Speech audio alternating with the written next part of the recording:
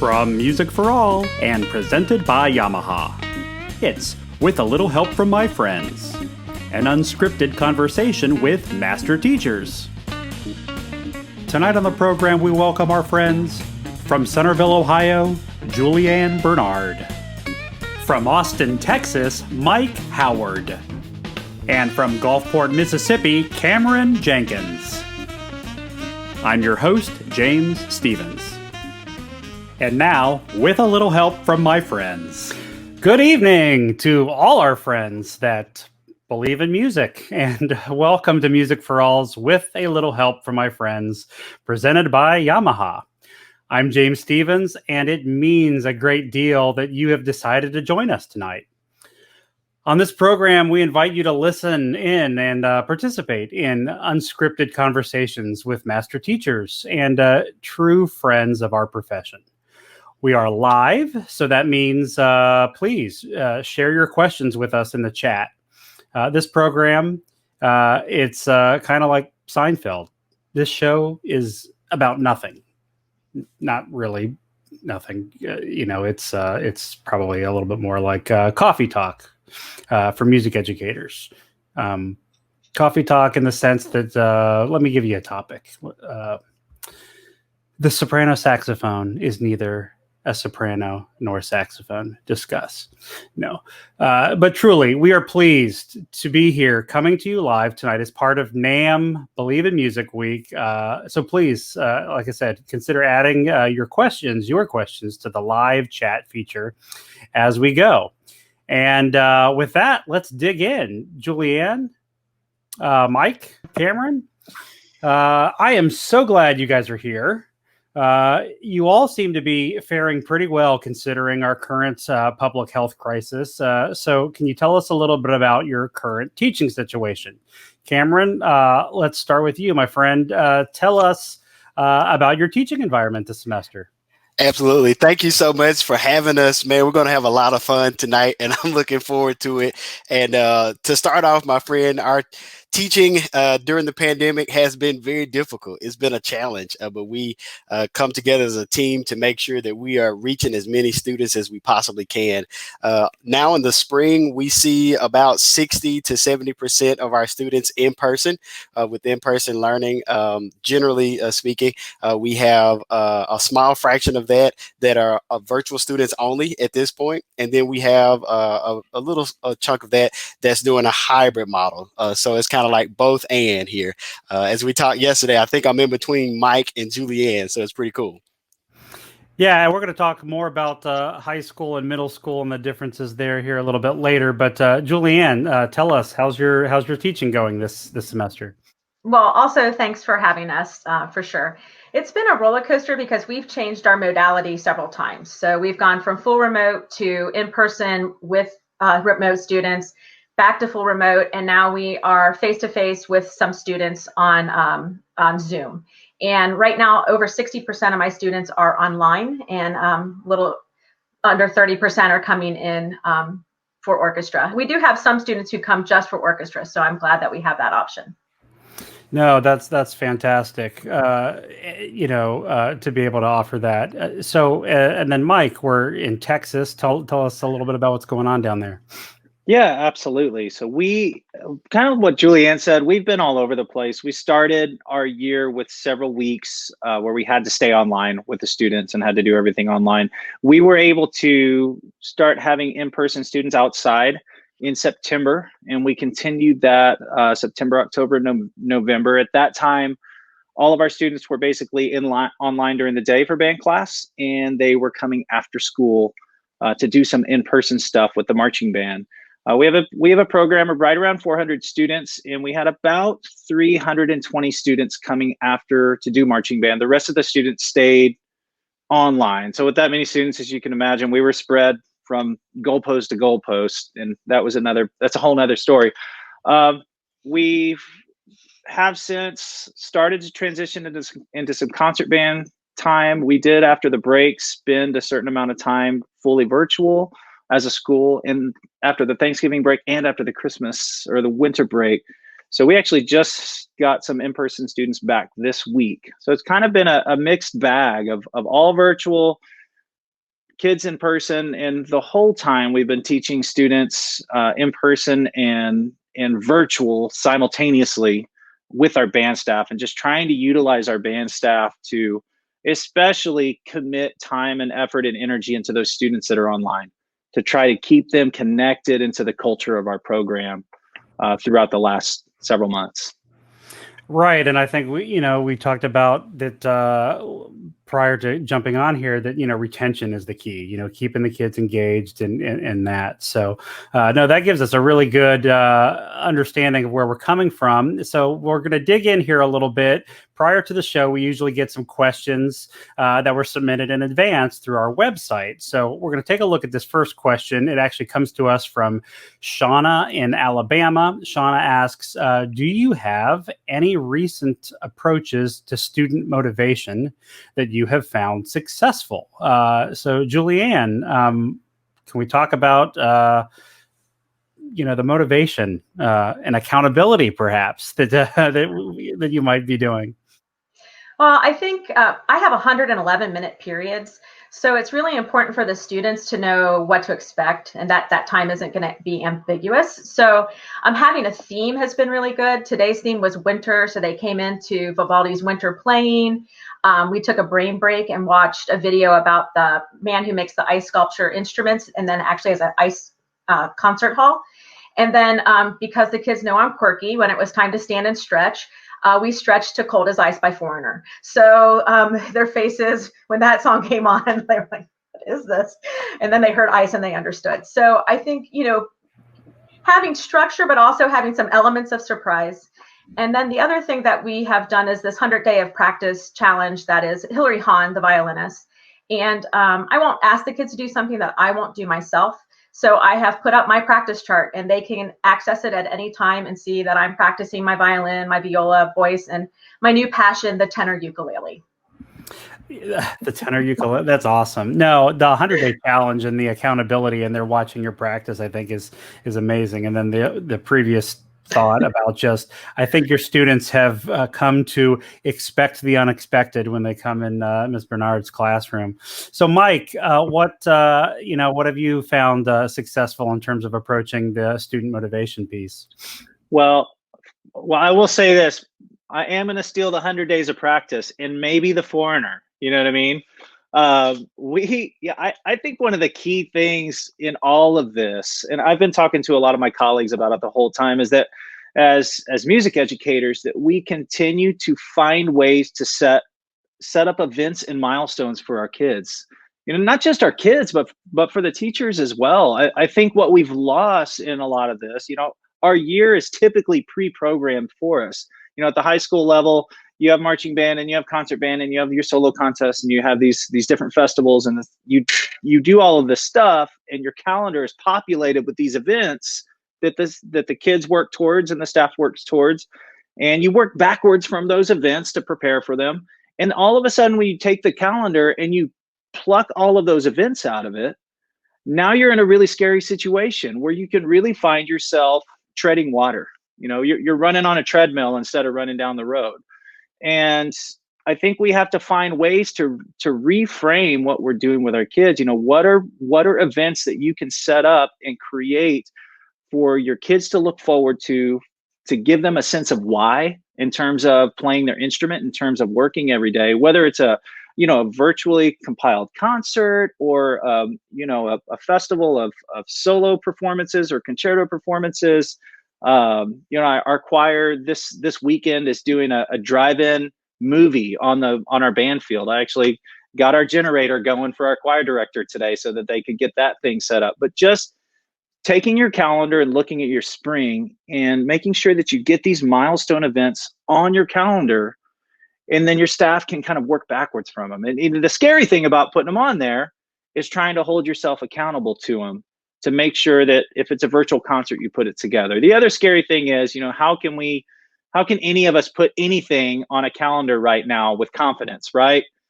So we place that thing on a calendar knowing that there's a plan B, that there's some other way these students can submit this or do this performance virtually, but just making sure that we're setting up events that typically come very second nature for us. I think that's a huge part of motivation for our students. And again, we don't want to belittle the need for motivation for our educators as well. It also gives us as teachers a drive and a sense of purpose moving forward. So I think that's a real important thing for us to grab onto. Yeah, no, I think that's really interesting that the traditional milestones have changed, and just kind of considering what those are, because you have to have something to look forward to. You have to have something to work for.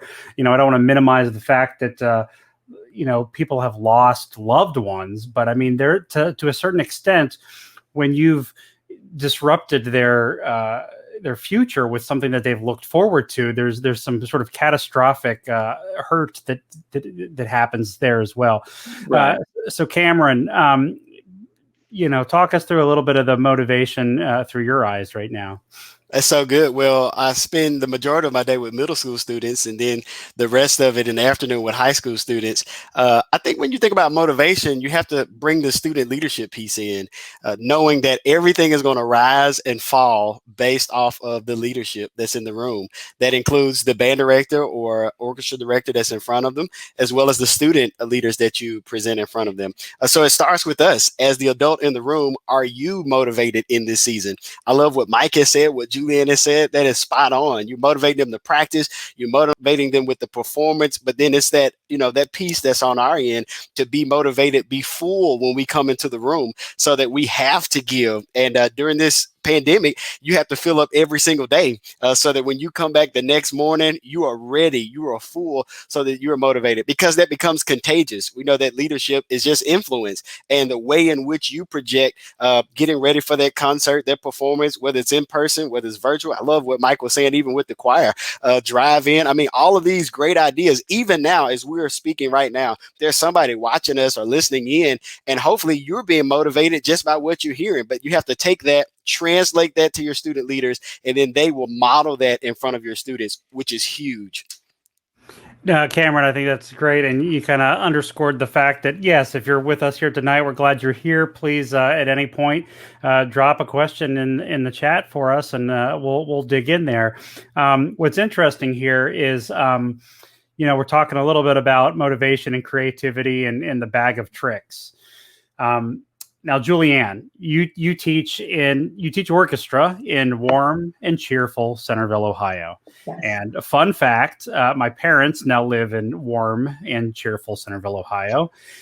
And those Centerville, if I had to guess tonight, it's probably in the low 40s. And I wouldn't necessarily call that warm necessarily, but I would say this: the orchestra students remain cheerful because JulieAnn Bernard's approach to music making has included a very special blend of her personal creativity and positive influence for the past 18 years.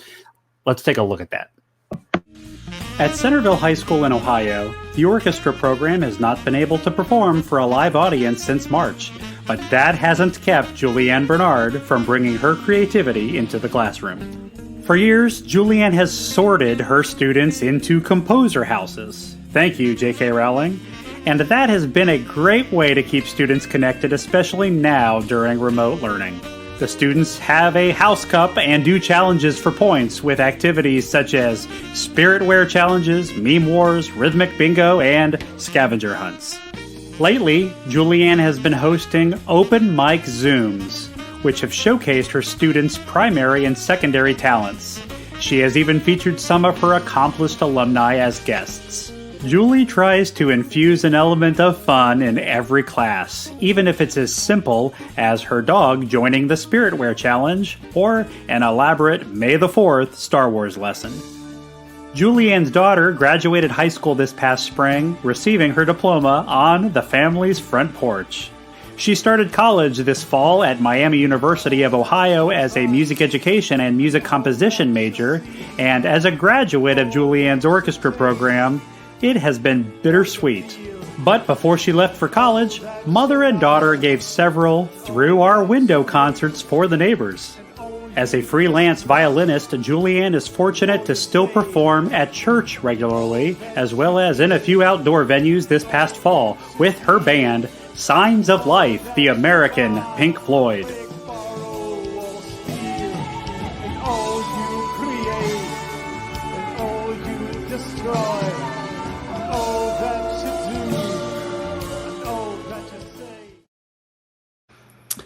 Man, JulieAnn, so you got to tell us about the band first, because we just heard the band and we saw you. That was you there throwing down some vocals. So tell us a little bit about Signs of Life.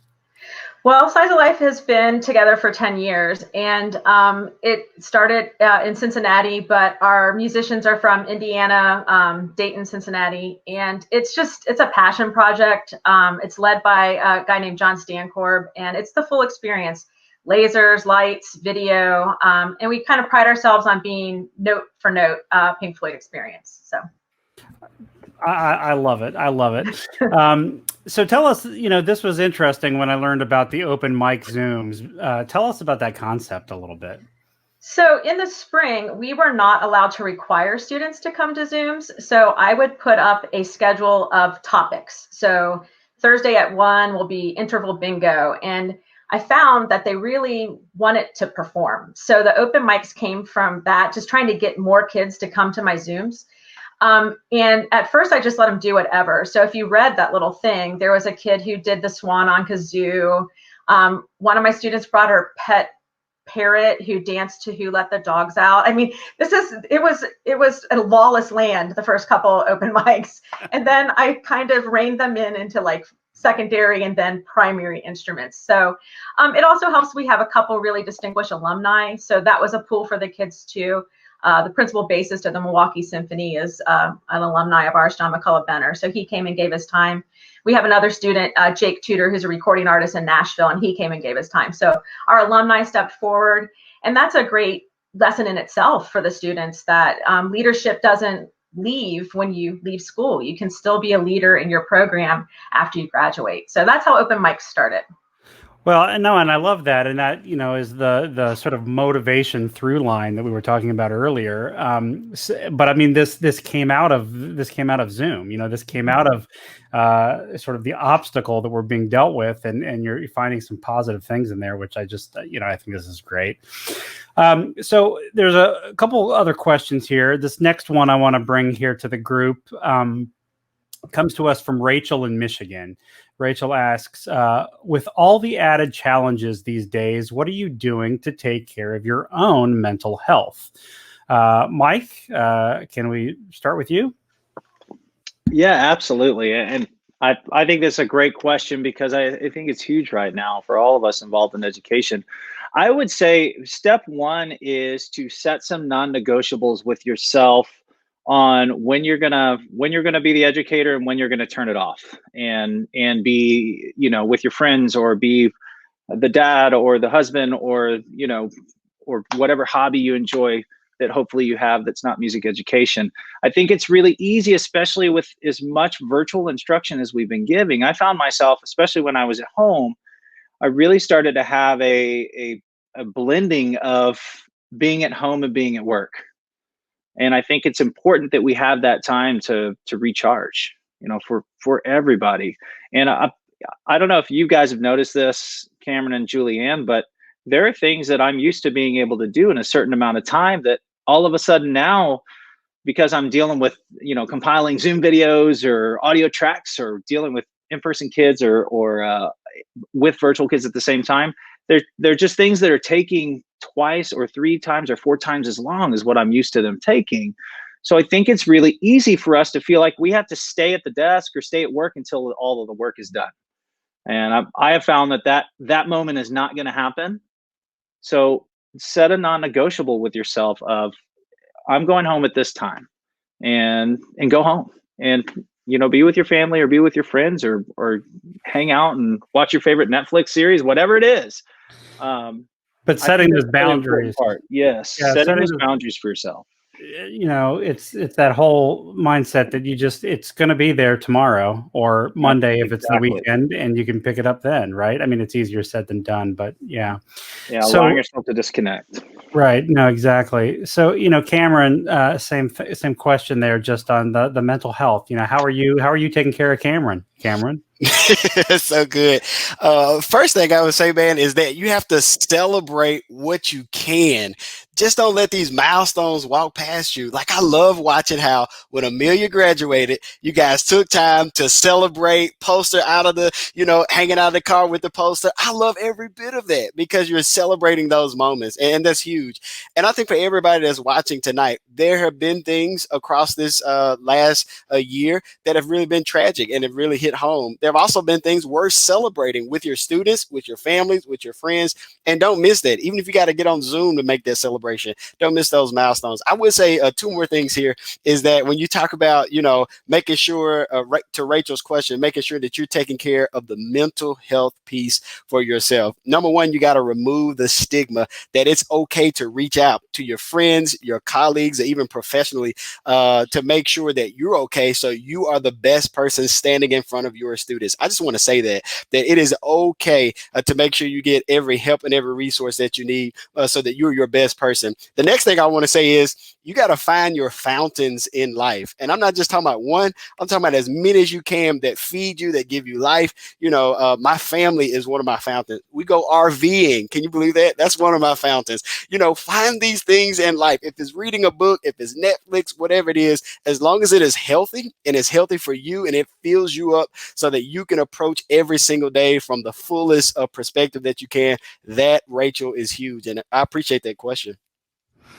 No, it's good, and there's something you just reminded me of, just like sort of taking care of yourself to be better version of yourself for the kids. Reminded me of when I would be sometimes up on the podium, and one of our secretaries, Heidi, would sometimes run and grab a coffee from McDonald's or whatever, and she'd like sit it on the stand there next to the podium, and the kids would just go, "Thank you." Because, they just, I was in a better mood or whatever. I don't know. So, JulieAnn, how are you taking care? I mean, you guys are all doing just a great job, and your story we just watched is amazing. But I mean, you're not always, on cloud nine. So how are you taking care of yourself through these crazy times? Well, during the spring, I did not have good balance. And that was probably the best way to tell myself that something had to change. I was not taking the time that I needed away from the screen or away from all of this. And so I think just giving yourself permission and giving yourself some grace in this situation. Music educators in particular, we are hardwired to those deadlines, those milestones, to be visionaries, to always be trying to better ourselves. We're lifelong learners. It's okay to maybe learn something different right now. I'm learning needlepoint. I'm awful at it, but it is giving me some joy. And just to kind of step back a little bit. And I hate this new normal. I don't use it. It's current circumstances. We're in current circumstances, and we need to do what we need to do to get through current circumstances. Well, no, and you just made me think of another thing too. So, I mean, you're doing needlepoint. Everybody, I've always heard, and I do believe in this, that you've got to find something outside of the workspace. But again, we're music teachers, so we're musicians too. And the fact that you're playing, actively playing, you're singing, I mean, I think that is so important. I miss playing. There was more gigs I was doing about a year ago. So again, I don't, not to put you on the spot, but Mike, Cameron, same thing. I mean, are you guys able to get into that place of performing on your instrument again?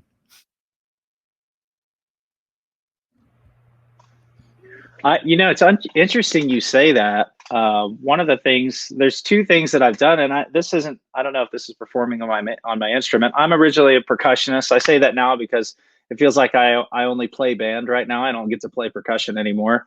But I've done two things. One, as soon as we hit quarantine, I took a piano home because I grew up as a piano player as well, and I've tried to dust off my piano chops as well as I could, which was a little more painstaking than I thought it was going to be. The other thing I did is my son has been telling me for years and years and years, "Dad, I want to learn to play drums. Dad, I want to learn to play drums. Dad, I want to learn to play drums." And he's a fourth grader. So I started giving my son drum lessons, and it just reinvigorated, getting the opportunity to teach and spend time with my son. And man, what a deposit, Cameron was talking about, we go through these series of deposits and withdrawals, and we got to find our way to create more deposits than withdrawals. But getting back to just drum lessons with my son and trying to learn how to play piano again, it's been great. Man, that's amazing. No, bravo there. So let me kind of move into this next little bit of territory here. Mike, this involves you a little bit here, of course, but many music educators have expressed their concern during the pandemic for their limited ability to successfully, activate their typical fundraisers, which we know can be, can be catastrophic to a program to not be able to have that outlet. So here in Austin, Texas, the Vandegrift band has not only found a way, but they continue to thrive through these unusual circumstances. So let's take a look. Hey Viper Nation, I'm Mike Howard, Director of Bands at Vandegrift High School, and I wanted to take a second to introduce you to the 2020-2021 Vandegrift High School Marching Band and Vision Dance Company. It's become a yearly tradition of ours to do a marchathon at the beginning of the year where we play lawn concerts all over the Steiner Ranch and Four Points community. We had to do it a little bit different this year, but we still wanted to bring our students to your home so that you could see and hear them play for the first time. We do coordinate our marchathon with a yearly fundraiser. We hope you'll consider donating to this year's program. But without further ado, here's the 2020 Vandegrift High School Band and Vision Dance Company. Go Vipers!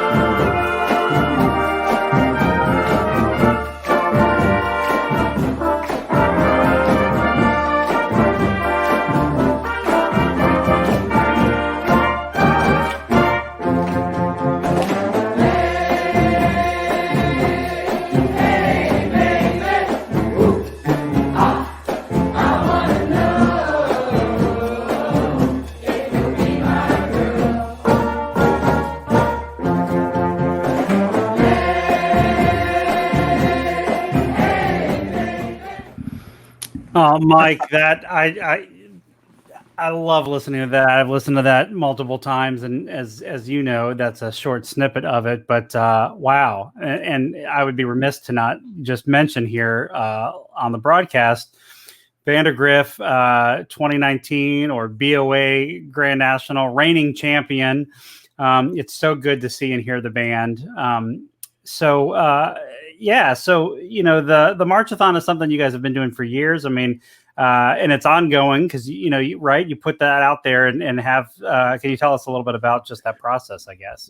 Yeah, absolutely. Typically, it is it's a performance that we kind of parade through the streets of our neighborhoods, and we set the whole band up on somebody's lawn if they paid for a concert, and we play a short concert, and it's a full day event for the kids, and it's kind of a rite of passage for our students in the band program, and it's become a really important thing in our community. And we were really stressing from a fundraising level and from just a community relevance level, to make sure that we're staying relevant in our community and relevant with our parents and our admin. What are we going to put out there early in the year to make them know that the Vandegrift band's still going, and hopefully bring some joy to what's been a difficult situation for a lot. So we put this together. That was every kid. We created a click track, a play along track for every kid. They recorded their individual videos at their homes. We told them what to wear. We told them what to do. There's places where obviously we said, just dance around and have fun. And we compiled all of the audio, compiled all the videos separately, and then put it all together. Well, I was going to say, outside of just the fundraising element, which I know people are interested in because, trying to be creative in a time where you're not able to do the typical traditional routes, but those Zoom edits, I mean, that's complicated, right? It was, and we set up a submission portal where we gave real specific guidelines on what their video needed to be so that it would work within the video, and they uploaded their videos into this submission portal that we created. But it was not an easy process with that many videos, but we knew it was important to make sure that every kid was seen in the band. And as you saw, we tried to feature different sections at different times and our drum majors, and it ended up being a huge success. I'll talk about the fundraising side in a second, but just on an uplifting community side of thing, people just loved it, because you got to think this is August, and people just had not heard a band play in a while. And to see the group put this together, it was a big hit with the community and with our administration here in Leander ISD. So it was a great thing. From the fundraising side of it, all of that happened online. We built a fundraising site where students could get individual donations from family members, from parents. We didn't push it hard because it's maybe not appropriate in this time. But what we did find is that people that were able to give really wanted to give, and they wanted to help, and they wanted to help an organization make sure they see their way past to the other side of this whole situation. But yeah, the fundraiser was done completely online. It was all done completely virtually, and it ended up being a big success for the program. No, I think it's amazing. And speaking of the virtual thing, I want to get to another point here, but just to mention that, you had your winter concert. You have 4 concert bands, I think, and the kids, correct me if I'm wrong, they played for their peers, but you live streamed the concert for parents, right?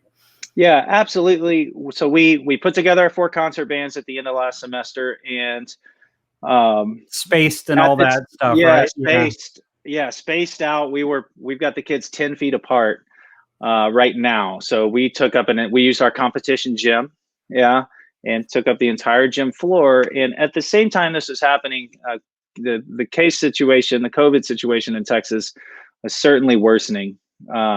And we had to make a call on what to do for an audience. And I thought the most powerful thing for our students to get to do is to perform for each other.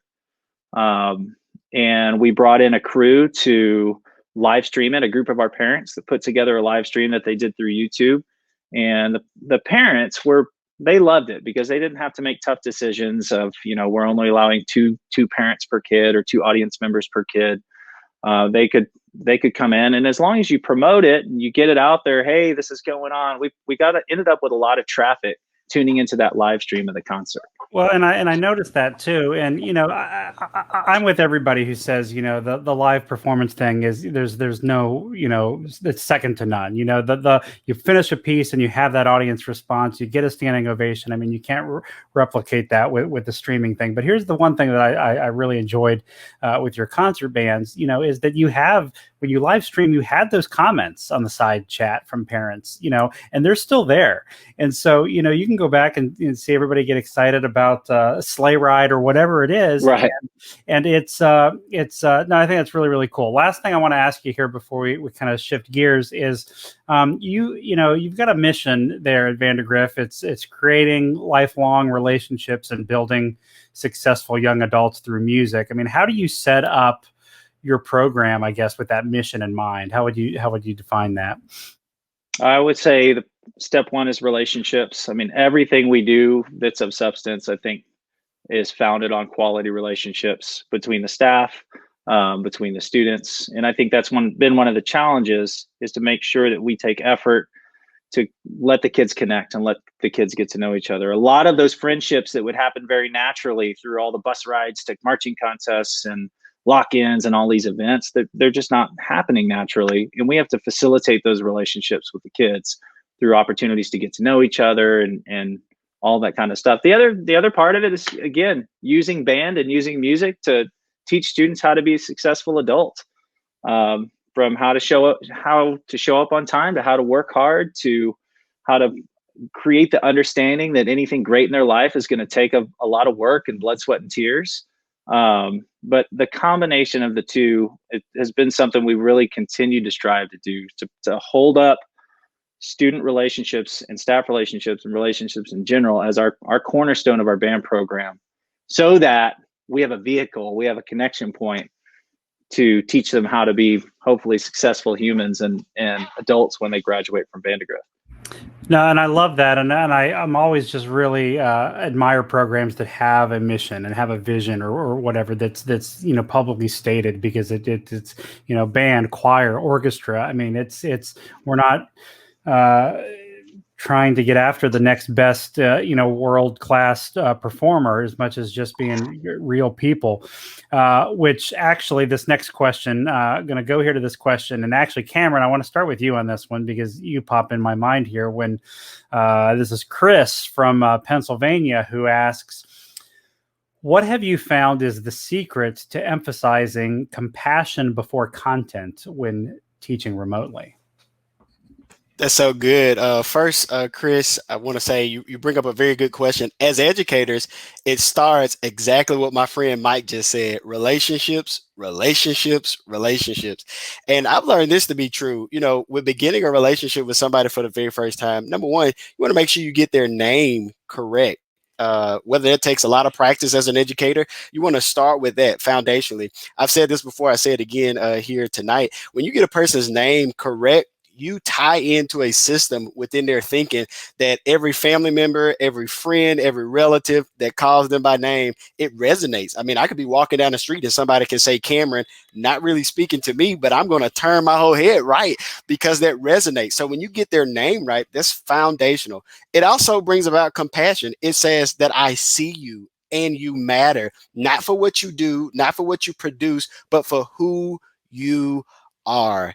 And in this season, everybody that's watching and listening now, and maybe those that may listen to this later, I just want you to be encouraged to go in and make sure every single one of your students, whether they're in person or watching you online virtually or hybrid or whatever, make sure you know that I care about you and I care about who you are and what you mean to us.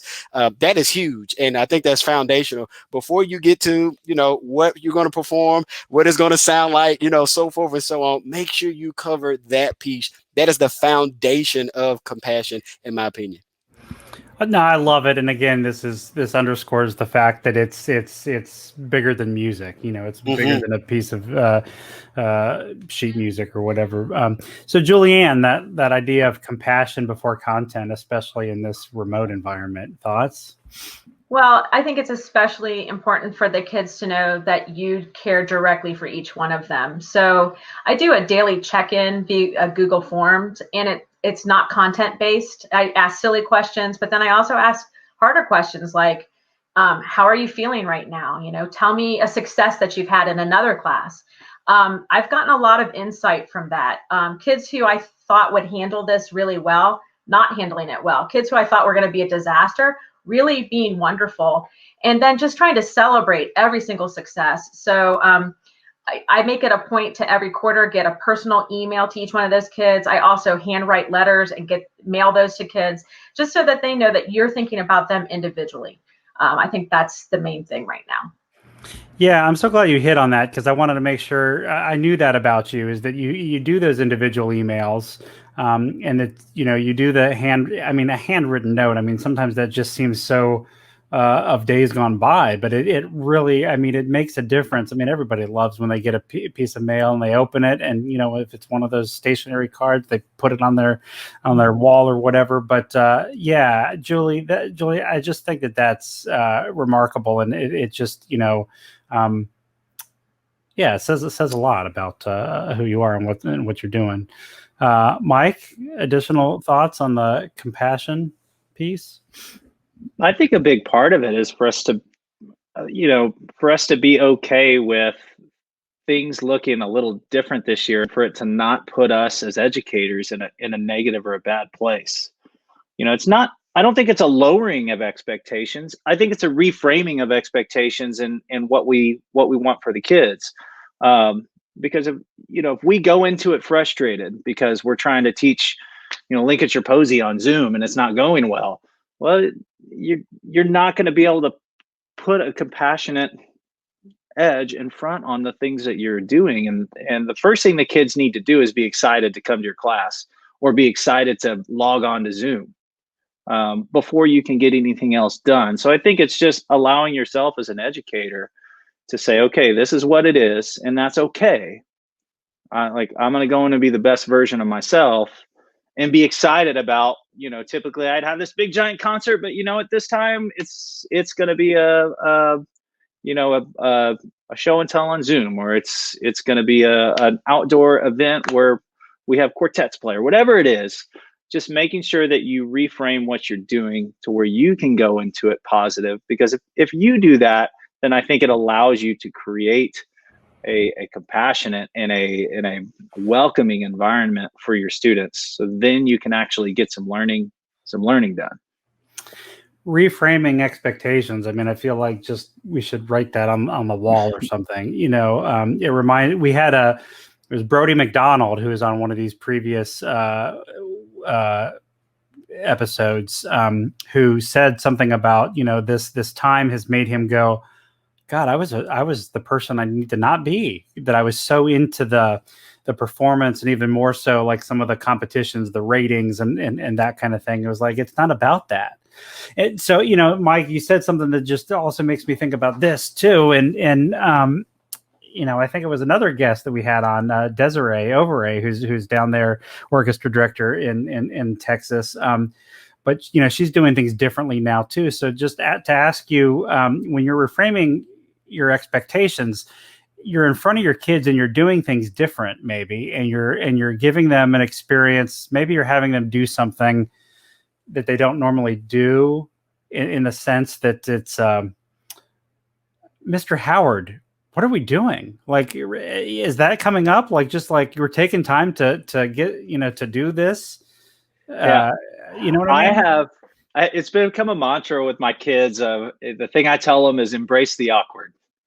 Yeah. Surround yourself, get outside your comfort zone and surround yourself with the awkward. Because what happens when we get into Zoom and they break up into Zoom rooms, it's like a bunch of kids standing on an elevator. They're awkward, they're uncomfortable. But I want them to embrace it. I want them to put themselves out there, and get used to doing something and feeling something a little bit different. Like you said, with competition and contest and evaluation and all of those things, I think there's a lot of things that we are learning about ourselves and our programs through this process that are going to be good for music education and good for us as music educators. But that's been my mantra. Kids, embrace the awkward. It's going to be different. It's going to be weird. And you know what? We're going to roll with it. Embrace the awkward. That's another thing right on the wall, I think. At least I have people who would say, James, you're not denying that piece. Anyway, so Cameron Jenkins is a special soul. Truly. He and his wife are the founding pastors of Opportunity Church, which was established in 2017. But in addition to his faith-based leadership, Cameron teaches middle school and high school band in Gulfport, Mississippi. His family had an interesting year in 2020, but through it all, Cameron's commitment to his family and to his students has been unswerving. Let's take a look. Friday, March 13th was the last day of instruction for the Gulfport School District's 2019-2020 school year. This was the very day of the annual side-by-side rehearsal, with the 7th grade band students rehearsing alongside the symphonic band students at Gulfport High School. This would be the final performance and field trip of the school year. When the school district reopened this fall, the Gulfport band staff made it the priority to focus on things that were truly within their control. One of the things was the training of their student leaders. They handled the student leadership training virtually and invited their district superintendent to teach one of the leadership lessons. Making music happen is the theme the band staff has maintained throughout the pandemic, doing whatever it takes to make music happen in the schools and communities. Cameron has been able to reflect on his own personal blessings as he and his wife, Lou, welcomed Callie Ray Jenkins in February of 2020. And during the pandemic, he and his family survived Hurricane Sally in September and Hurricane Zeta in October. Always a positive force, Cameron has used this time to slow down and rediscover his love for grilling and gardening. Man, Cameron, congratulations, you and your wife. I mean, you guys are getting ready to celebrate 1-year-old, right? Right, absolutely. Thank you, my brother. Thank you. This is awesome. We actually got to see her on yesterday when we met, visited just a little bit. She is so precious, and you guys are having the time of your life. Those pictures are great. I mean, these hurricanes, we were all just, the whole country, our friends in your neck of the woods in particular. I mean, well, how do you even, I don't even know what to ask, but we're just so happy, that you guys are blessed and just doing well, right? Absolutely. I mean, you're thankful, number one, to be alive. The hardest part for me going through the hurricane was afterwards. You had to remember you're still in COVID-19, restrictions, so forth and so on, and you want to help your neighbors. Every educator that's here on this screen and every educator that's watching, we are built to help. We want to reach out a hand. We want to see what we can do. And so you had to do that in such a way that was also safe. So that was quite difficult. But one of the things I learned during both of the hurricanes that, we hunkered down and made it through. And we had some repairs that we had to do here at the house for Hurricane Zeta. But I've learned that, through it all, it kind of binds you together as a community. So if you think no matter where you live, the way we've treated this pandemic is like a storm of sort in your program, but it also creates a closeness, community, if you will, that we have this shared experience of what we've gone through. Exactly what Mike has talked about and JulieAnn has talked about tonight. How you navigate that with your students, that means that the world. How you walk them through their process. So yeah, it's been an interesting year, 2020, but it also came with a lot of blessings. One blessing, I can tell you this, was just 2 weeks after we made it home with our daughter, Callie Ray. That is when we were sent home to self-quarantine and for the rest of the semester. So can you imagine, having that time, waking up, in the morning and spending all day with her? It was just beautiful. It was a blessing. So a blessing in the middle of the storm is one of those things that you really appreciate, even as you look back. Man, again, truly a blessing, but also just if we could bottle your essence, I think that's the thing that I just love about you. I want to hit on I love the fact, and certainly this is your doing, I would suspect, but the superintendent and principal involvement that you guys had with the leadership. I mean, in our Music for All world, we talk about decision maker interaction, within our advocacy and action programs, and that right there. Tell us a little bit about how that came to be and what maybe your students in particular, learned from that experience. Absolutely. Well, you think about the superintendent or the supervisor in your content, they have got into this leadership role. They know a thing or two about leadership, and we're fortunate to have, great leadership within our district. There was a decision we made as a band staff. Who could we bring in? We brought in the principal. He had a segment or two. He spoke directly to our students and to our parents and shared some leadership tips. And that's what you want. Even the superintendent, he had his moment. We sent an invitation. He was so excited because, number one, it got him away from thinking about, the pandemic, guidelines and all this kind of stuff. It got him away from that. He got in front of students, and he just came alive. He was like, hey, these are some things you need to think about when you think about leading your peers. So as you were saying, you bring them to the table in the conversation as you're training your student leaders, and they get to hear it from a different voice. As directors, that feeling of you can say, 1,000 times, this is how you do something, and you bring in a separate voice, right, Mike, right, Julie? And all of a sudden they say the same thing, but it's like, oh yeah, that's what you meant by a quarter note. So it is huge. Go ahead. Yeah, no, and I'm just saying, and you pay it forward because you've got those guys who are wanting to be engaged and are happy to be engaged. I think that's amazing. So you're in a position where you teach middle school and you teach high school.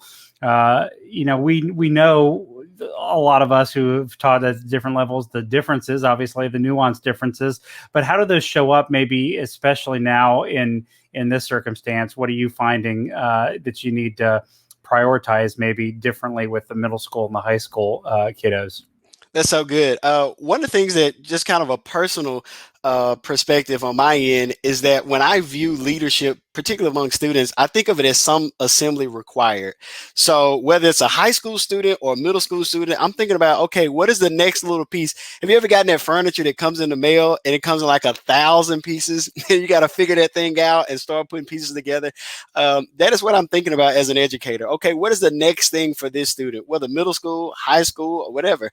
Just trying to think about what is the next thing that's going to add value to them, whether it's on their instrument, whether it's just as a human. We've talked about that tonight, just adding value to them so that they can contribute even more to their peers and their community and the program and the school at large. So just thinking, what is that next thing that I can add to them so that they become a better person? That's always on my mind. That's always turning. So in this time, I've become more intentional, if I can use that word, to spotting those things and spotting, what is the next piece that we need to add here to bring this student to the next level.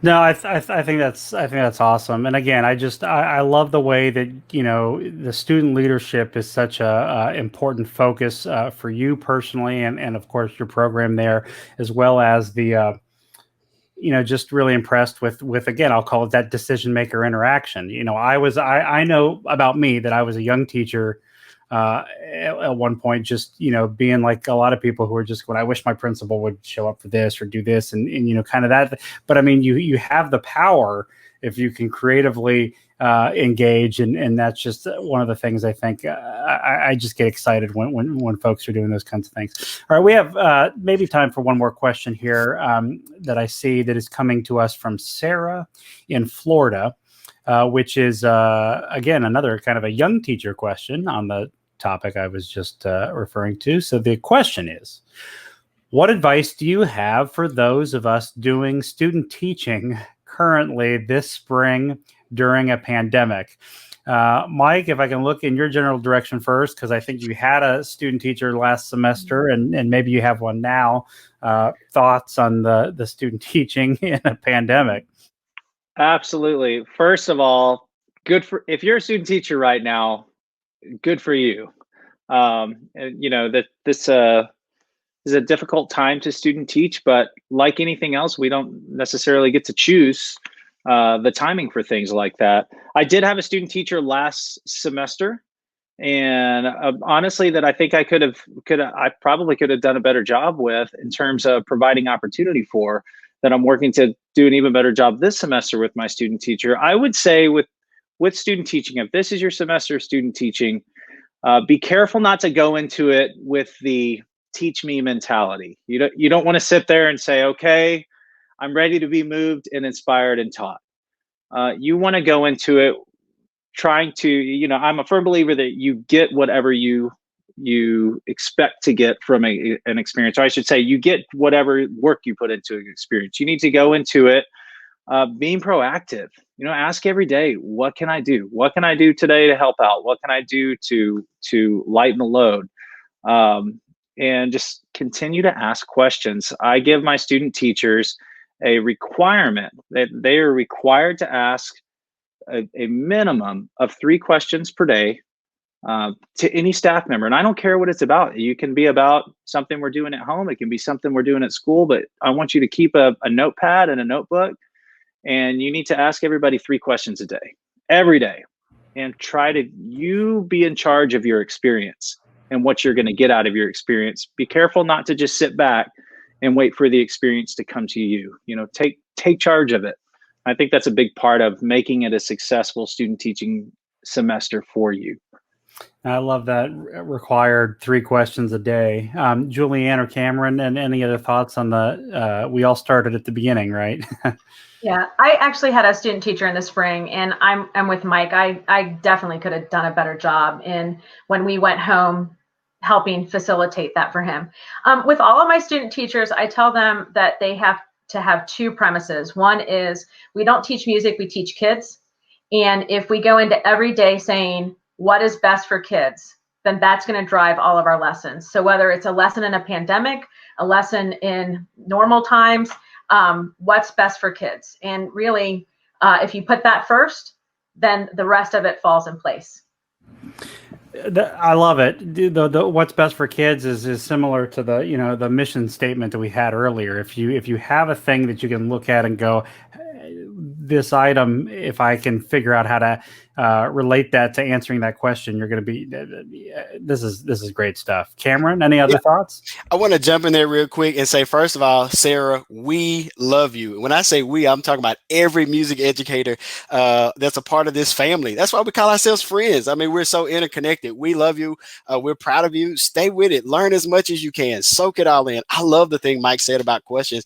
I'm a firm believer. If you can have a what question or a how question, it's going to give you some deep and some rich understanding, not just a yes or no, but tell me, how did you do? What were you thinking about when you made that decision? So forth and so on. I also want to say, if you're in your student teaching part or you are leading up to it, you just entered, your major, just Amelia, I want you to be encouraged, friend. Just keep learning, whatever that looks like for you, whether you're in person, virtual, don't give up. We need you in this profession. We need you to make a difference in the lives of children. And thank you so much for being a part of that journey. So yeah, we love you. We want to encourage you.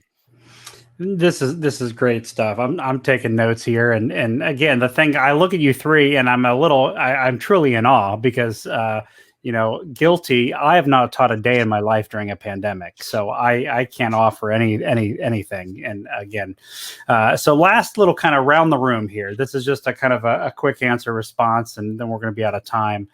Is there one thing you have done for yourself during this time, with things being shut down, just personally, something that you've given yourself? Mike, I'll start with you.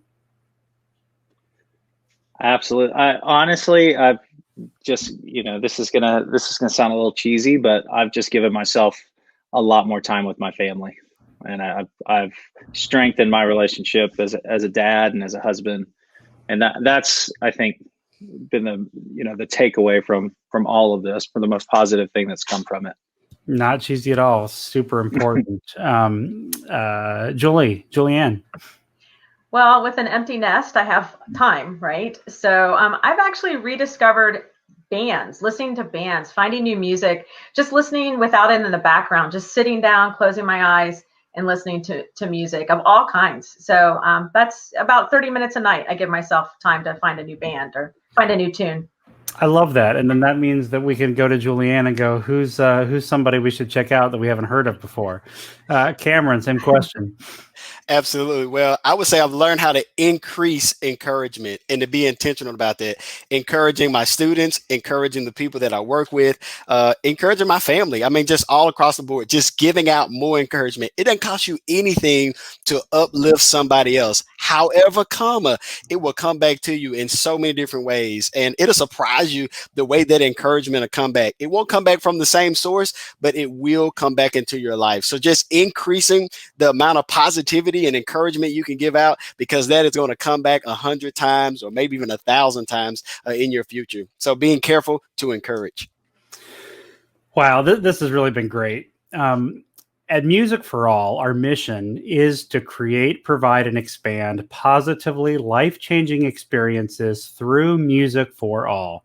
We hope to be a catalyst to ensure that every child across America has access and opportunity to active music making in his or her scholastic environment. I want to thank our friends JulieAnn Bernard, Mike Howard, and Cameron Jenkins. We'd like to thank our national presenting sponsor, the wonderful people at the Yamaha Corporation of America. Yamaha supports music educators, and that is evidenced through their commitment and support of all of Music for All's programming for over 25 years. Friends, you owe it to yourself to make engagements in your time to visit the Yamaha Educator Suite as part of your own professional development routine. I'd like to give our sincere appreciation to our friends at the NAMM Foundation. It has been our pleasure to present this episode of With a Little Help from My Friends as part of Believe in Music Week. Remember, you can view all of our previous episodes and stay connected to our show and all of our resources at our website at education.musicforall.org. Now, before we say goodnight, it's important for me to share with you that now more than ever, these uncertain times continue to impact Music for All, and we are extremely grateful for any donations gifted to our nonprofit organization. If you've enjoyed tonight's program, and in order for us to continue to provide our free educational resources and advocacy materials, please consider a gift to Music for All at any amount. Your gift allows us to serve our mission with future educational programming, such as this webinar. Please consider a donation to Music for All during Believe in Music Week. That's through tomorrow night. And the NAMM Foundation will match your gift dollar for dollar up to $10,000. So we invite you to give through tomorrow evening through NAMM's Believe in Music online platform. Now, thank you for spending your time with us tonight. For Music for All, I'm James Stevens. Good night and have a pleasant tomorrow.